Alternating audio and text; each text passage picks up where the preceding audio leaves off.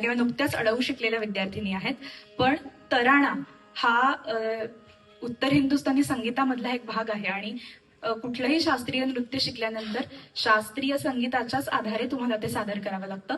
तीही सुरुवात मुलींकडनं व्हावी या उद्देशानं आपण केदार तराणा यानंतर सादर करणार आहोत.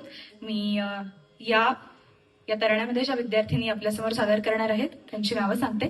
काव्या कुंजीर, स्वरा वालझाडे, नक्षत्रा बिंगळे, रिया शिंदे, स्पृहा गंधे, आरोही घाटे, श्रेया कामठे, क्षिती कुलकर्णी, मेहेक शहा, अधीरा दळवी सादर करत आहोत.